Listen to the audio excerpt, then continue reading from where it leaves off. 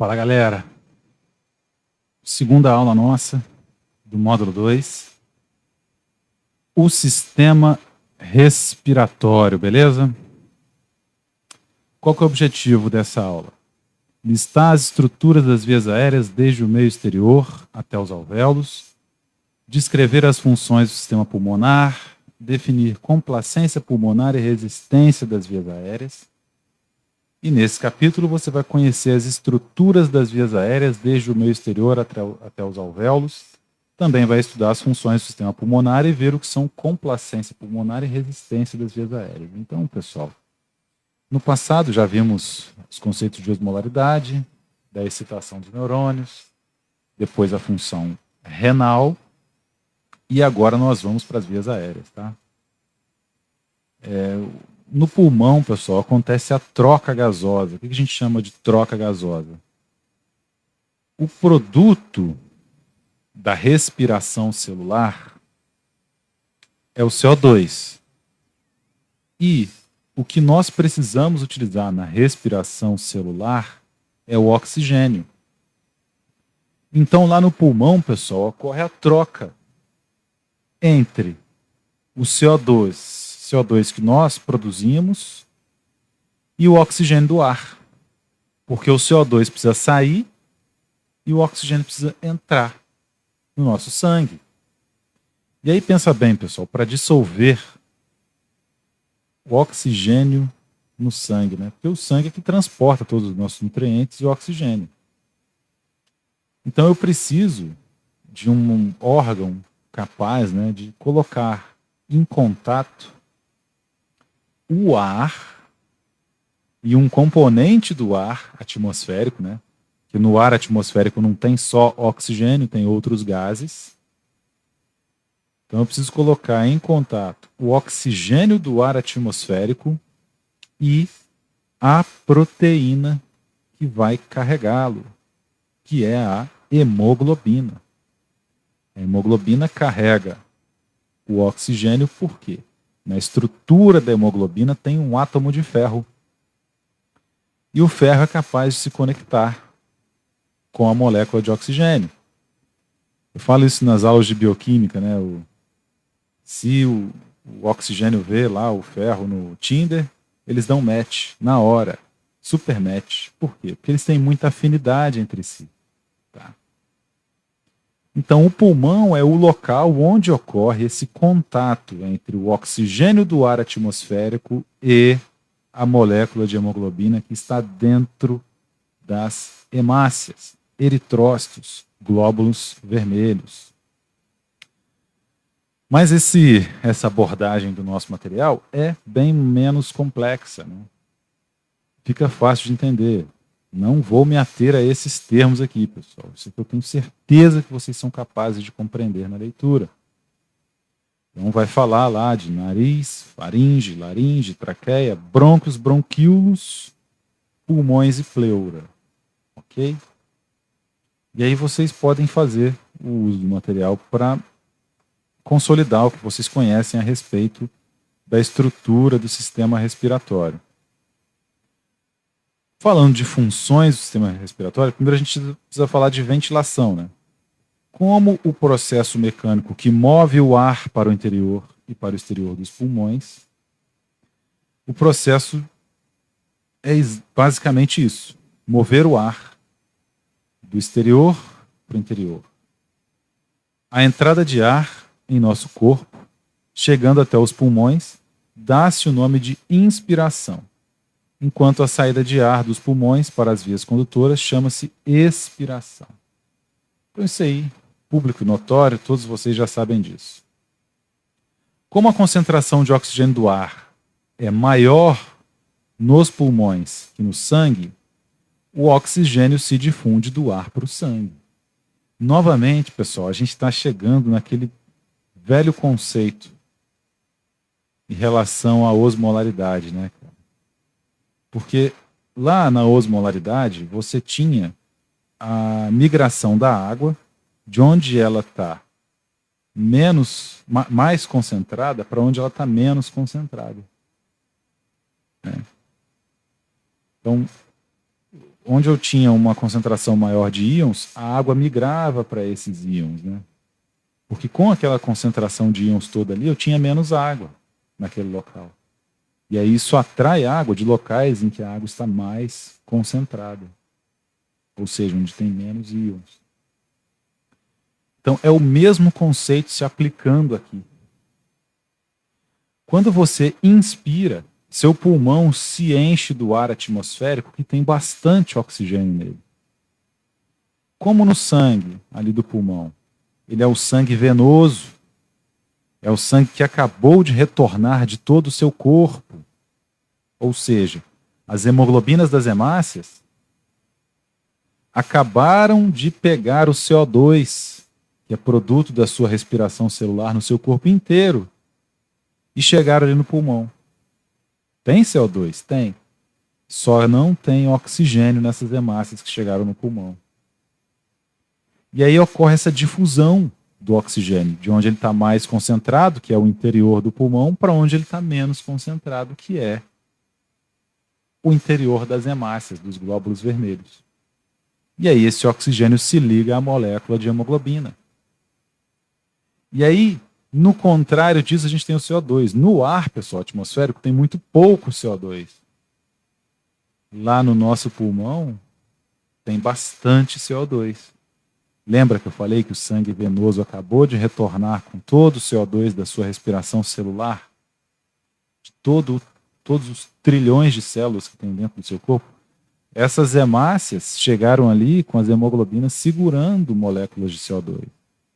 Então, quando essas moléculas de CO2 vão ali para o interior do pulmão, fica muito concentrado em CO2. E aí o CO2 migra, portanto, das hemácias para esse volume interno ali que está dentro do pulmão. Que ali dentro desse pulmão, né, do nosso pulmão, tem pouquíssimo CO2 dissolvido no ar, né? Então é uma questão de difusão. Difusão. A difusão simples, que nós tratamos lá no início do módulo, tá? Do módulo 1. Como consequência, então, dessa troca gasosa, o ar inspirado contém mais oxigênio e menos dióxido de carbono que o ar expirado. Tá? Então, o ar inspirado tem mais oxigênio e menos dióxido de carbono. O ar expirado tem mais dióxido de carbono e menos oxigênio. Mais importante, o sangue que deixa os pulmões nas veias pulmonares possui uma maior concentração de oxigênio e uma menor concentração de dióxido de carbono do que o sangue liberado para os pulmões pelas artérias pulmonares. Isso se deve à atuação dos pulmões e faz o sangue entrar em equilíbrio gasoso. Tá? Então, os pulmões têm essa função, né, de fazer esse equilíbrio. Então, inspiram um ar repleto de oxigênio, expiram um ar repleto de CO2.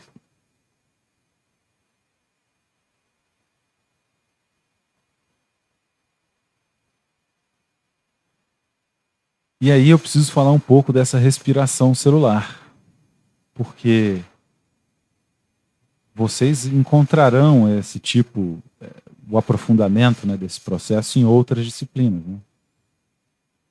Nesse processo, vemos uma interpelação entre duas das funções do sistema respiratório, pois a ventilação e a troca gasosa são coletivamente chamadas de respiração externa. Já a relação entre a troca de gases entre o sangue e outros tecidos e a utilização pelos mesmos denomina-se respiração interna. Então, o que é a respiração externa? É quando o ar exterior entra em contato com as nossas células do sangue no pulmão. Já a respiração interna é quando o sangue leva esse oxigênio lá para dentro do nosso corpo, para os nossos tecidos. E aí esse oxigênio vai se difundir entre as células, entra no citoplasma das células, até chegar na nossa amiga que está aí do lado, ó, a mitocôndria. A mitocôndria é que precisa desse oxigênio do ar. Sabe por quê? Porque a mitocôndria vai fazer um processo chamado respiração celular, vai produzir energia para nós. E é ela também que libera o CO2, que depois é capturado por essas mesmas hemácias e conduzido para o pulmão para poder sair do nosso corpo. Isso aí, pessoal, que a gente está vendo agora, né, essa função primordial aí do sistema respiratório, depois vai ser aprofundada na respiração celular, sobretudo na disciplina de bioquímica. Então, nessa respiração, há o uso de oxigênio no interior das mitocôndrias para gerar o trifosfato de adenosina, que é o famoso ATP. Quem que é o ATP? O ATP é a nossa moeda energética. É o que a gente usa para conduzir as reações de criação de novas proteínas no nosso corpo, por exemplo. Então, é usado no anabolismo do nosso organismo. Esse processo, então, se chama respiração celular. E, quanto a isso, a gente vai aprofundar lá na bioquímica futuramente, com certeza, se eu for professor de vocês, né? Mas aqui é mais uma questão básica aí sobre o sistema respiratório, beleza? Então, ó, sangue que deixa o pulmão contém um alto teor de oxigênio e baixo de dióxido de carbono, sendo distribuído pelo coração ao restante do corpo. Então, esse sangue que acabou de sair do pulmão, pessoal, e sofreu a troca gasosa, ele vai para qual órgão? Olha nesse esquema aqui do lado, ó.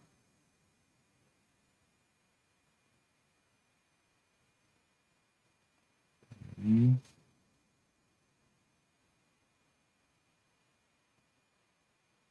dá uma olhada nesse esqueminha aqui. Então, isso aqui é o pulmão, né? No pulmão aconteceu a troca gasosa.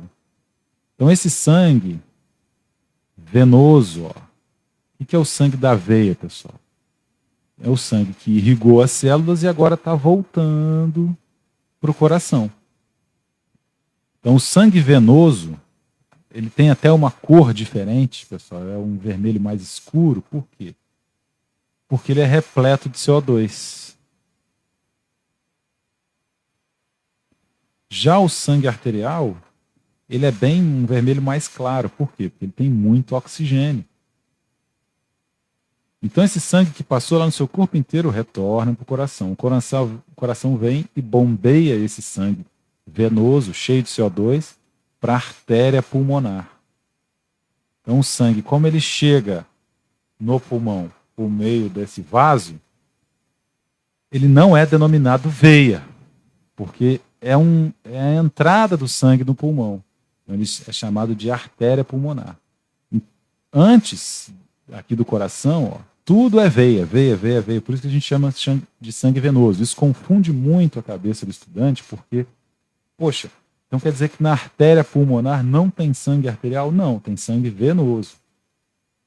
Isso aí, pessoal, é bom ver isso aqui na biofísica antes, porque lá na anatomia você não terá essa dúvida.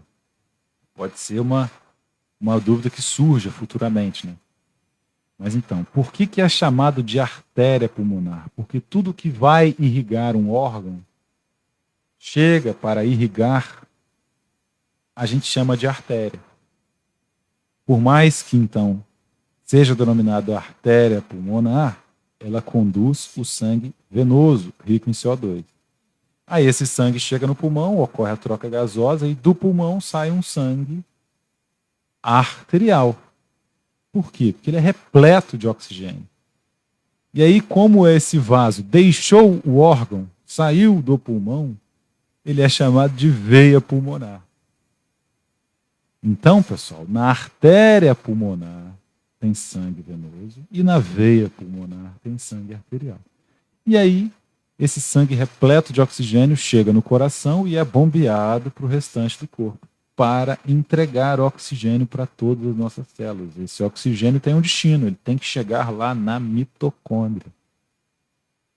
E aí a mitocôndria utiliza esse oxigênio na respiração celular dela. É o que nós vemos aqui embaixo. Então o oxigênio vem chegando nessas células, acaba entrando na mitocôndria. E o CO2, que é o produto da respiração celular, sai e vai ser conduzido para o coração. E o pulmão vai fazer a troca gasosa e assim sucessivamente, tá? Então, é preciso ter essa noção aqui, pessoal, como profissional de saúde. Quando a gente faz a coleta do sangue do paciente, lá nas análises clínicas, nós retiramos o sangue venoso. Por que a gente não retira o sangue arterial, professor? Vocês estão vendo aqui que o coração bombeia esse sangue arterial para o corpo inteiro? O sangue venoso, o coração está bombeando só para o pulmão aqui, ó, tranquilo. Agora, se você pegar uma artéria, a força de bombeamento é muito maior, né? No sangue venoso, ele vem arrastado pelo bombeamento do sangue arterial. Então, a pressão que existe nas veias do corpo, principalmente na veia braquial, que é a principal veia que é usada para a coleta de sangue, ela é menor. Existem análises que precisam da coleta do sangue arterial? Sim. Tá? Quando não encontra a veia, pode tirar o sangue de uma artéria? Sim. Mas todos os testes que são feitos nas análises clínicas são padronizados para o sangue venoso. Beleza? E esse sangue venoso, inclusive, pessoal, como ele passa lá pegando o CO2, ele passa pegando também todos os componentes tóxicos do corpo, que são motivo de quantificação nas análises clínicas. Então, a bilirrubina, a ureia, tudo isso aí é arrastado para o sangue venoso também. Está em maior concentração no sangue venoso, tá? É por isso que a gente usa o sangue venoso para fazer a maioria das nossas coletas e análise de sangue. Além dessas funções, tem outras atividades igualmente importantes realizadas pelo sistema respiratório. Contribui para a regulação do equilíbrio ácido básico do sangue, pois elimina o gás carbônico do corpo e possibilita a formação ou vocalização, que é a produção de sons pelo movimento do ar através das cordas vocais, né? Estão me ouvindo aí agora por conta disso. E como é que a gente faz para falar? É a ação do sistema nervoso central sobre os músculos da respiração, acarretando o fluxo de ar através das pregas vocais e da boca. Mas essa questão aqui talvez não fique tão clara para vocês nesse nível, né? Regula o equilíbrio ácido básico do sangue, pois elimina o gás carbônico do corpo. Só é o seguinte, H2CO3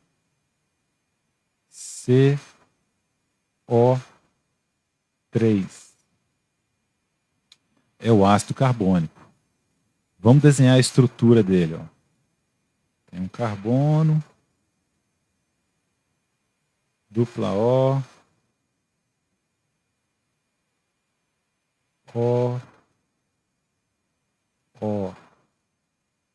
H.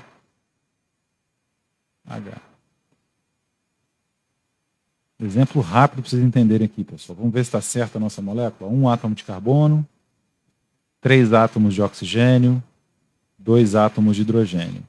Carbono faz 4 ligações. 1, 2, 3, 4. Oxigênio faz 2, hidrogênio faz 1. Então, qual que é a relação aí entre equilíbrio ácido básico e o CO2, gente? Raciocina comigo. Se essa ligação que está sendo feita aqui for feita aqui, ó, mudar para cá, para ser feita com o carbono. Então, eu vou fazer ela tracejada aqui, ó. O carbono não pode fazer 5 ligações, né? 1, 2, 3, 4, 5, não pode. Mas, aí, essa ligação aqui, ó, for feita com esse hidrogênio. O hidrogênio vai perder os elétrons da ligação dele aqui. É só, então, esses elétrons que estão aqui, ó, passarem para ele. Sabe o que é formado dessa conversão que acontece naturalmente nessa molécula? Forma justamente, ó, o CO2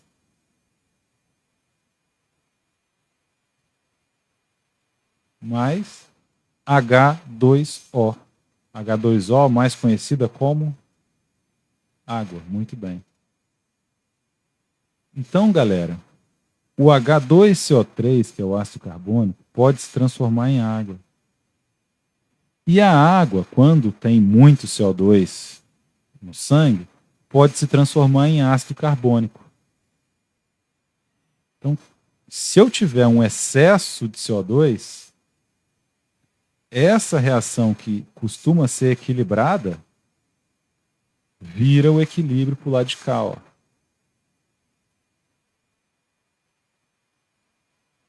Então, se tiver muito CO2 no sangue, ou seja, se o seu pulmão não der conta de eliminar o CO2 vai se juntar com a água que está no sangue, o sangue é constituído majoritariamente de água e vai virar H2CO3.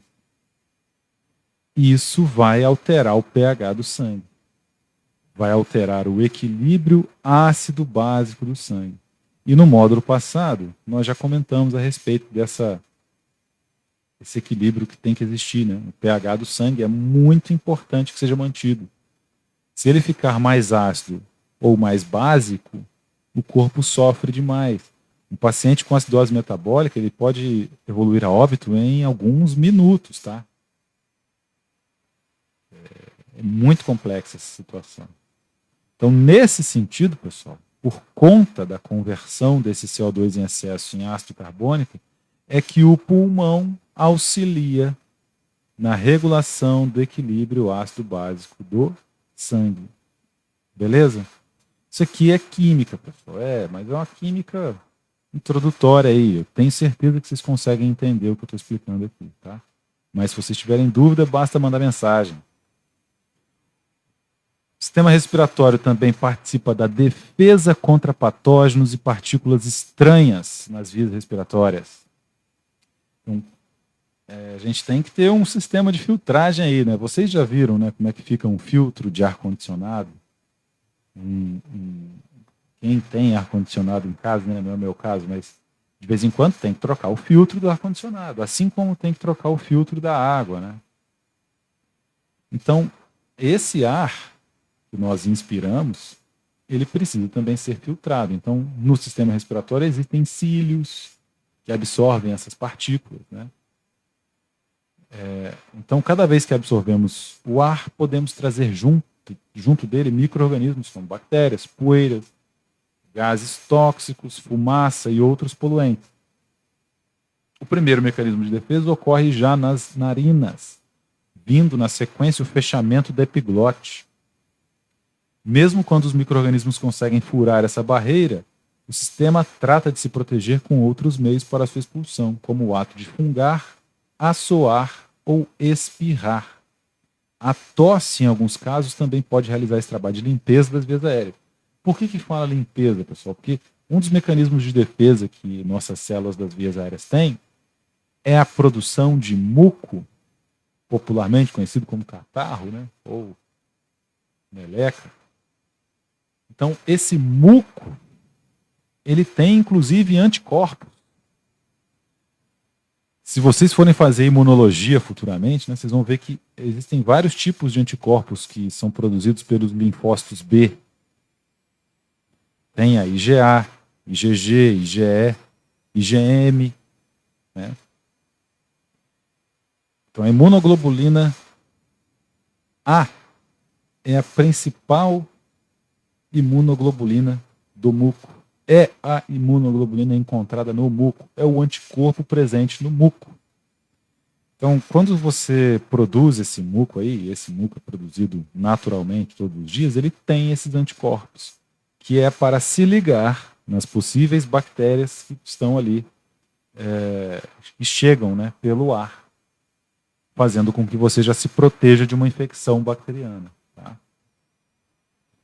A complacência pulmonar se caracteriza por ser o grau de extensão dos pulmões quando ocorre uma pressão. Então, assim como as artérias são elásticas, né, nossas artérias podem aumentar o calibre, diminuir o calibre, as veias têm um alto grau de complacência, o que lhes permite conter um grande volume de sangue sob baixa pressão.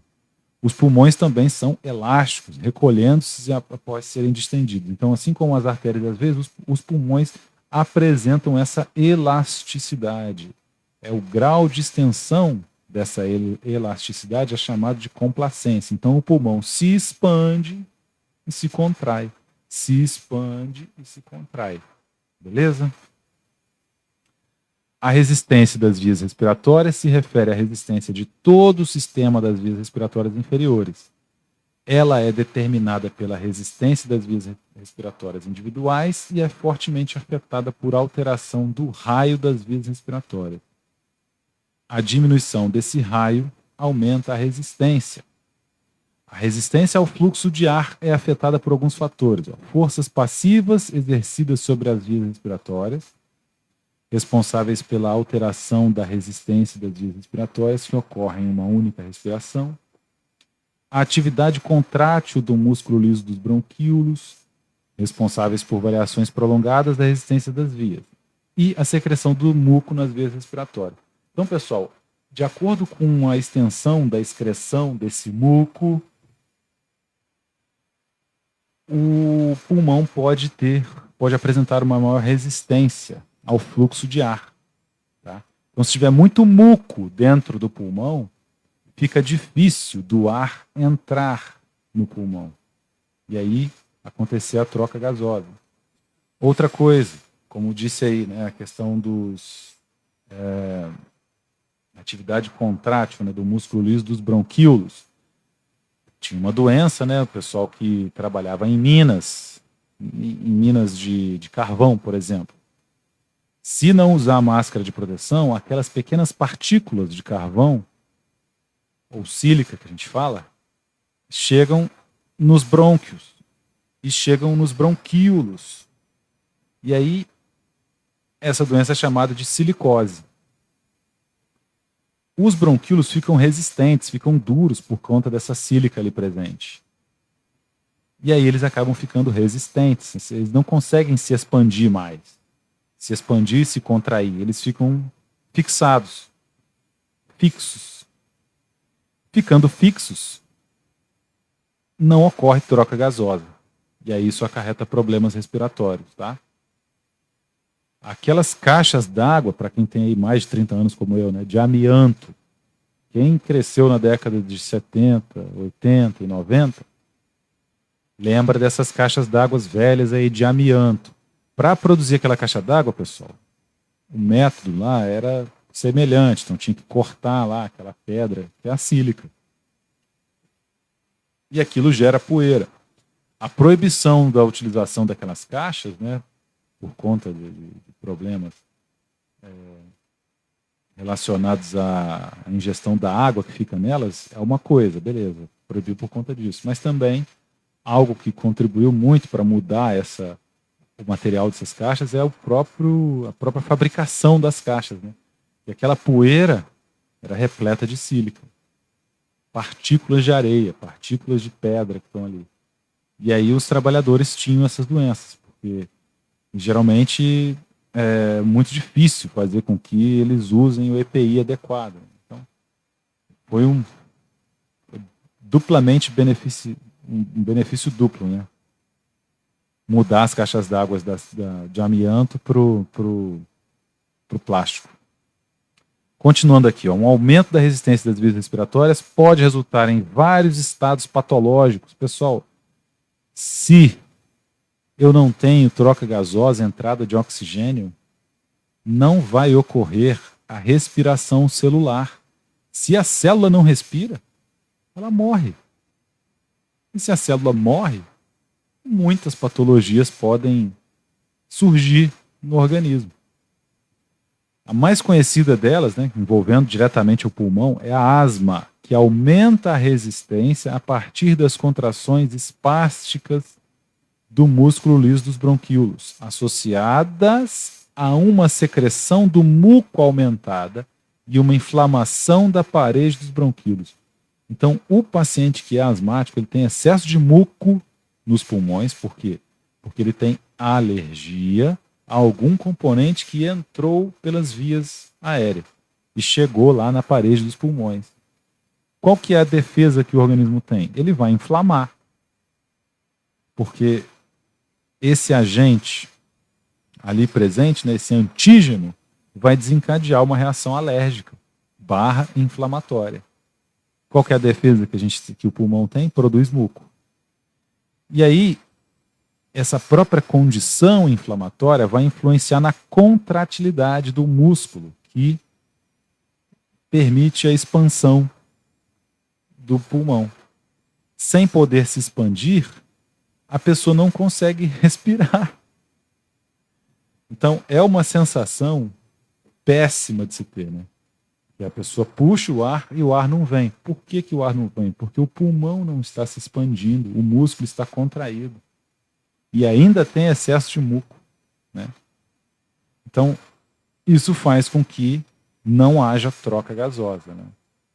A pessoa vai ter tosse, dificuldade para respirar, e as sibilações. As sibilações são provocadas pelo contato entre o ar e o muco presente nas vias respiratórias. O sistema respiratório possui 3 funções aí para a gente finalizar, ó, que, embora separadas, mantêm uma relação entre si. Essas funções são ventilação, que também é conhecida como respiração, troca gasosa e a utilização do oxigênio pelos tecidos. Sem comida, pessoal, você pode ficar um mês. Sem água, uma semana. E sem oxigênio. Além dessas funções, ele contribui para a regulação do equilíbrio ácido-básico do sangue, como eu mostrei para vocês, pois elimina o gás carbônico do corpo. Possibilita a fonação ou vocalização e participa da defesa contra patógenos e partículas estranhas nas vias respiratórias. Complacência pulmonar e resistência das vias respiratórias. Procurem no material, que com certeza isso será explorado na avaliação de vocês.